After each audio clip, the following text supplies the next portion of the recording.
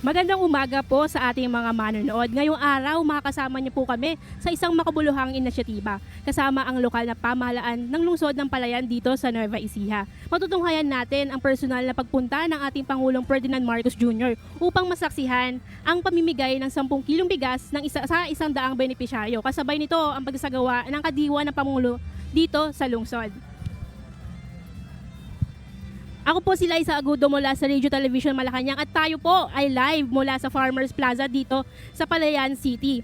Mapapanood niyo po kami dito sa Facebook at YouTube channels ng Radio Television Malacanang at Presidential Communication Office. Makikita niyo po mainit na sinalubong ng mga lokal na opisyal at barangay captains sa pamumuno po ni Mayor Viandre Cuevas ang pagdating ng ating Pangulo dito sa Farmers Plaza. Bago po man po dumating ang Pangulo, naibalita na po sa ating mga barangay captains at mga opisyales na bukod po sa pagdalaw ng ating Pangulo dito sa Palayan ay makakatanggap po sila ng 200,000 pesos mula sa Social Civic Project Funds para magamit sa kanilang mga educational assistance at development initiatives.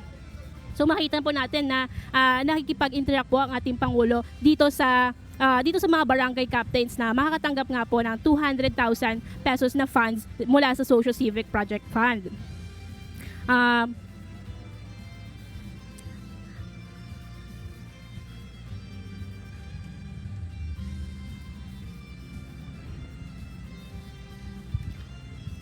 Base nga po sa mga interviews natin kanina sa ating mga barangay captains, gagamitin daw po nila itong itong fund na to sa mga projects nila tulad ng scholarship sa mga college student and mga farmer market roads. Nasabi nga po nila na malaki nga pong tulong itong 200,000 pesos fund sa kanila dahil nga po maliit lang din po yung natatanggap nilang mga honoraryo na ginagamit nila sa kanilang mga barangay.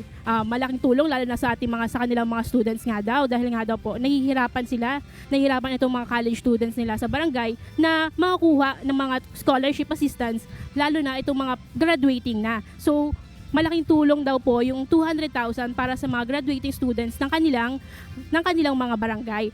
Pagdating naman po sa mga farm to market roads nila, magagamit daw po yung 200,000 sa mga CCTVs, sa street lights, at syempre sa pagpapatag ng mga daan para po maging madali daw po yung pag-transfer ng mga products nila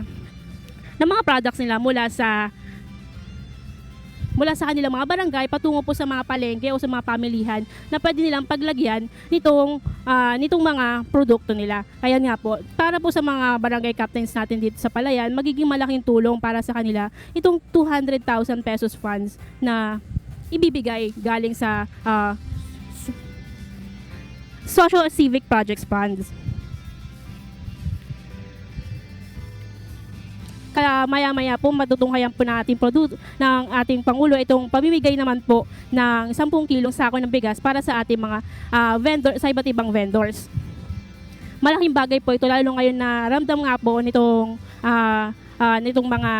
mga magsasaka, ang pagtaas ng presyo ng bilihin at krudo. Kaya naman layunin ng programa na magbigay ng agarang ginhawa kahit sa simpleng paraan tulad ng bigas at siguradong makatulong sa pang-araw-araw na pagkain ng bawat pamilya.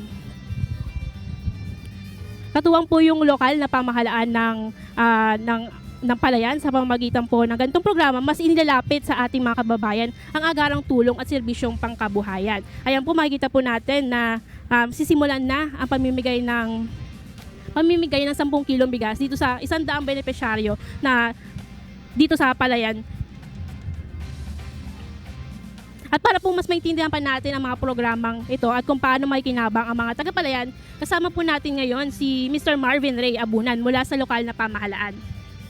Mabuhay po sa ating lahat ng mga nanonood po sa ating RTBM at maligayang pagdating lalong-lalo na po sa ating Pangulo dito po sa mapagkumbabang lungsod ng Palayan, ang kabisera ng lalawigan ng Nueva Ecija. Sir, nakita po natin na ito nga po may itong mga 10 kilong bigas na ipamimigay ngayon. Ano po ba yung direktiba ng ating Pangulo at bakit ito mahalaga para sa inyong lungsod?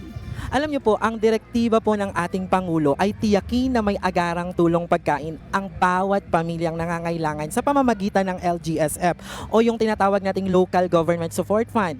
Layunin nito na matulungan ang mga LGU na mabilis na makatugon sa pangangailangan ng kanilang mga constituents, lalo na sa panahon ng pagtaas ng presyo, yung mga pandaigdigang hamon ba o yung crisis natin ngayon. Dito po sa Palayan, bahagi ng LGSF GEF Fund na nagkakahalaga ng 5 million pesos ang inilaan para sa pamimigay ng bigas. Kasama rin dito yung mga programang Uplift Response Network sa ilalim ng Executive Order 110 Series of 2026 at yung Supplementary Feeding Program na may pondong 2.7 million pesos. Sir, ito po bang mga produkto na naka-display dito ngayon at itong bigas mismo, saan po ba nanggagaling itong mga, ito sir? Alam mo Ma'am Liza, yung bigas, tapos yung mga local product po na naka-display ngayon sa Kadiwan din natin, ay direktang kinukuha mula sa mga magsasaka ng Nueva Ecija. Kaya naman, ito ay 100% locally sourced. Tapos, dito po sa Palayan City at sa buong lalawigan ng Nueva Ecija, galing po sa mga magsasaka natin dito po sa Nueva Ecija. Sir, nakikita natin sa ating live na may mga tinuturong produkto ang ating Pangulo. Ano po ba yung mga produkto na pwedeng makita dito sa Kadiwa ng Pangulo at itong sa pamimigay ng bigas? Yung kanina pong hinawakan ng Pangulo natin, yung black rice. Tapos makikita nyo po meron po tayong buriki ng sibuyas dyan. Kung mapapansin nyo po rin, kung nadalaw po kayo at na medyo nakita nyo po yung environment ng Palayan City, dito sa Gawing Farmers Plaza, nandito yung mga cold storages ng sibuyas ng lalawigan ng Nueva Ecija. We are the home of cold storages here. At yung iyaan, yung mga itlogan na yan, galing yan sa mga poultries and piggeries dito rin sa Palayan City kasi we are an agro-industrial thriving community here in Palayan. Sir, ano po ba yung mga produkto na pwede nating makita dito sa Palayan na makikita din po na binibenta dito sa Kadiwa ng Pangulo? Aside from nabanggit ko po kanina, we have 5 major crops here. We have the sibuyas, kalamansi, palay, mangga, yung mangga na isa sa mga sinusuportahan talaga kasi we have the Mango Growers Association dito. And even yung mais. Tapos yun nga, yung sibuyas na isa din sa mga pinagmamalaki natin. Sir, nakikita po natin na sinisimula na yung pagbibigay ng mga bigas. Sir, saan po ba nanggaling itong mga bigas na pinamimigay ngayon? This initial sample po ng programa galing LGSF ay syempre personally funded po ng aming Mayor Vian Cuevas. Ito rin po ay galing po sa mga local farmers natin. Hindi lang po dito sa Palayan City, kundi po sa buong lalawigan ng Nueva Ecija. At pagkatapos itong sample distribution na to, syempre mag-roll out na po yung mga possible roll out natin galing dun sa fund ng LGSF, yung binanggit ko po kanina ng 5 million pesos and even the supplemental feeding budget na 2.7M. Sir, nabanggit po na simula pa lang ito. Ilan pa po ba yung inaasahan natin na makakatanggap sa mga susunod na rollout? In Palayan City, we have objecting for about 11,000 families dito sa Palayan City para mabigyan natin ng bigas o ng rice distribution na galing din sa mga magsasakang Palayano. Sir, para naman po sa mga nanonood na ating mga mamamayan ng Palayan, paano po ba sila magiging benepisyaryo sa mga susunod na distribusyon? Yes, sa mga gusto pong makakuha at mapasama sa magiging beneficiaries po ng ating rice distribution program, maaari po tayong mag-apply, lalong-lalo na po yung mga indigent families at yung mga nasa marginalized sector sa pamamagitan po ng City Social Welfare and Development Office natin. Mag-submit lang po tayo ng barangay clearance and certificate of indigency. Tapos, dadaan po kayo sa assessment at interview ng ating mga social workers. Ito po kasi ay bahagi ng ating mga direktiba ng ating Pangulo na mabigyan ng agarang tulong pagkain yung ating mga poorest of the poor, tapos yung mga marginalized sector natin, at yung mga informals, eto, katulad po ngayon yung mga beneficiaries natin, mga informal vendors po natin. Sir, gaano po makakatulong itong 10 kilong bigas para sa isang pamilya ng Palayanon? Ay malaking tulong po sa bawat pamilyang Palayano ito, lalong-lalo na po ngayon ay dumadanas tayo ng mga ng krisis. Apektado po yung pagtaas ng presyo ng mga bilihin natin. Yung 10 kilong bigas na yan, nakakabawas na yan sa kanilang lingguhang gastusin. Siyempre, nakakatiyak na may pagkain na sa bawat hapag, sa bawat table ng bawat pamilyang Palayano. Tuloy-tuloy po yung ayuda na yan mula sa LGSF at nagsisilbi ang safety net sa gitna ng mga pandaigdigang crisis natin. At ngayon naman po nakikita po natin, natutunghayan natin na sinisilip ng ating Pangulo yung mga produkto naman na binibenta dito sa Kadiwa ng Pangulo. Sir, makikita po natin na iba't ibang, marami pong mga stalls na puno ng sariwang gulay, prutas at iba pang mga produkto na diretso mula sa ating mga magsasaka. Sir Marvin, ano po ba yung mga makikita na mga binibenta po dito sa Kadiwa ng Pangulo? Diyan po sa ating kadiwa ng Pangulo yan, hindi lang yan mga individual vendors natin. Kasama po yung mga organized farmers associations natin. Kung mapapansin nyo po yung mga value-adding products po nila, galing yan sa mga, syempre mga tira-tira nating mga vegetables na mga hindi pa naubos, vegetables and other products natin like mangoes, mga binavalue add nila. Yung mga farmers associations natin, nandyan po yung calamansi juice, yung mango juice natin. Kung makikita nyo po yan, andyan yung black rice natin, yung turmeric, andyan po yung soya powder yan. Andyan po lahat ng mga value adding products po nila na syempre gawang Palayan City. Yan. Ayan, mukha namang marami po ang nakikisali sa ating mga pa-picture ng ating Pangulo dito sa mga mamamayan ng Palayan. Sir, ano po ba yung nasabi ng mga na-interview natin kanina na hindi nga po ito ang unang beses na nagkaroon ng kadiwa ng Pangulo dito sa inyong syudad. Sir, base po sa mga previews sa mga nakaraang kadiwa ng Pangulo, ano po ba yung mga pinakapatok sa mga mamimili? Ano po produkto yung pinaka-bestseller po? Syempre yung mga bestsellers po natin ay yung mga fresh vegetables natin. Galing siya, actually kahapon lang yan at kanina po yan, inane lang.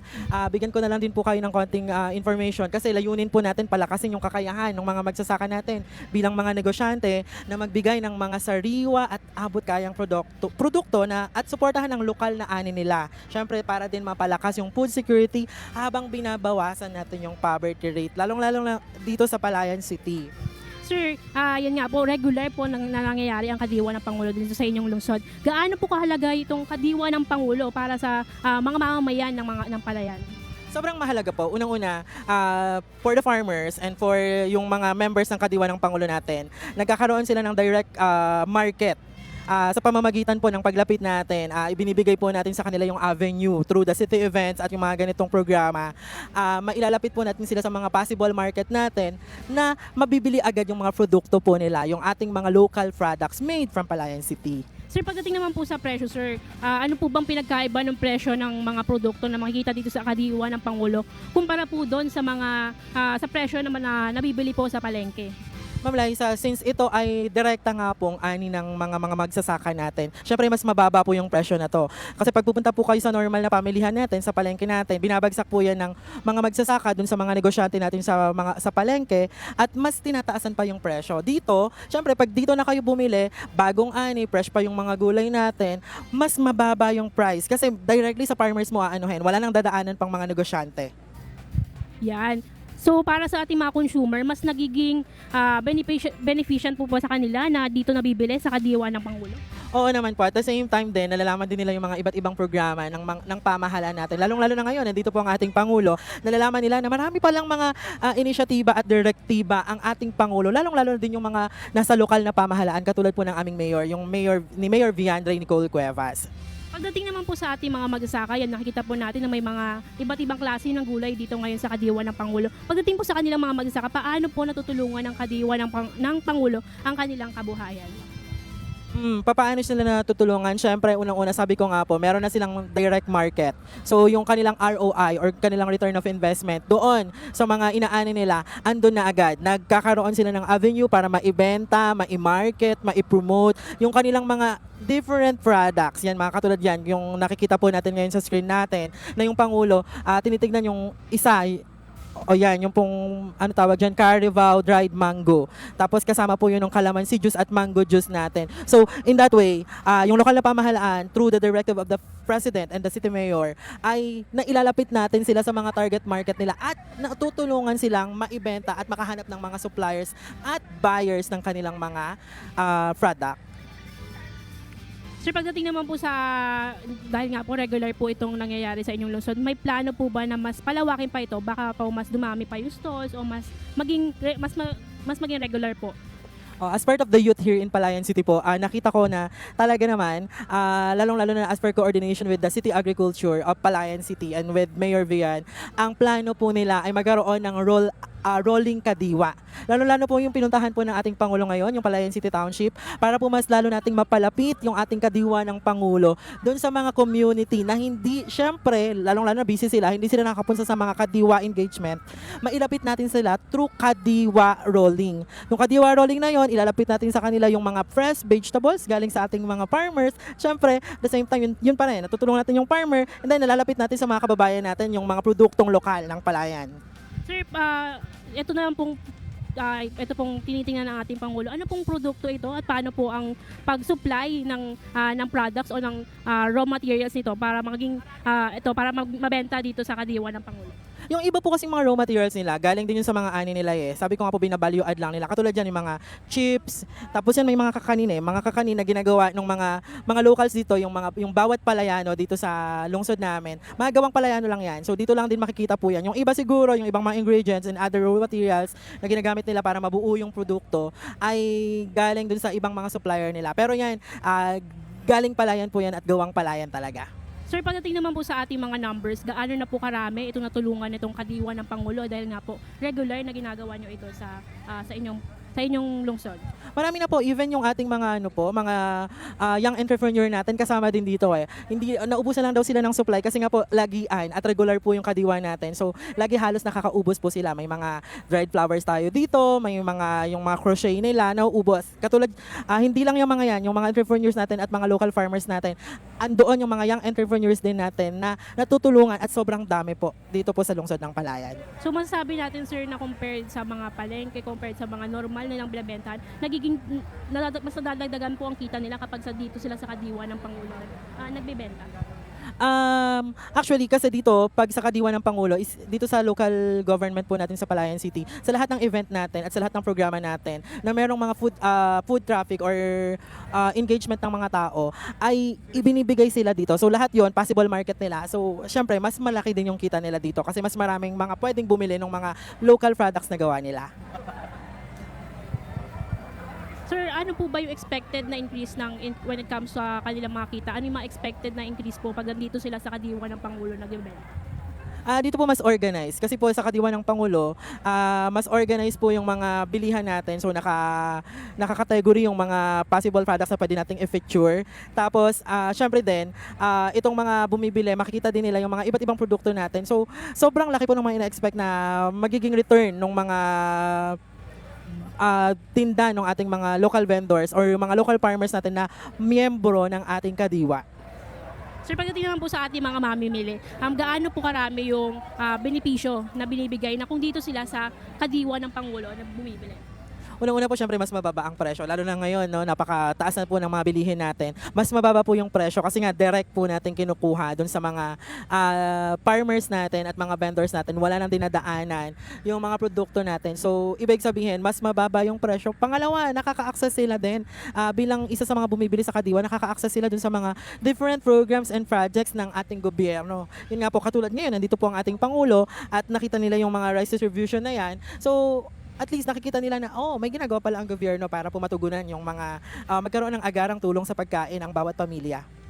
Ayan, nakita po natin na sinisilip ng ating Pangulo itong Jo Marie Kamote Chips. So, nasabi yan kanina ng may-ari ng Jo Marie na naging malaking tulong talaga itong kadiwa ng Pangulo sa kanila. Kasi nga, mas naging doble yung kanilang mga kinikita dahil nga daw kapag nilalako lang nila yan sa labas, ay hirap na makabenta. Hindi katulad kapag sa kadiwa ng Pangulo ay mas malaking chance silang makabenta. Sir, pagdating naman sa mga gulay, gaano kahalaga itong kadiwa ng Pangulo para dito sa mga nagbebenta ng gulay dito sa Palayan?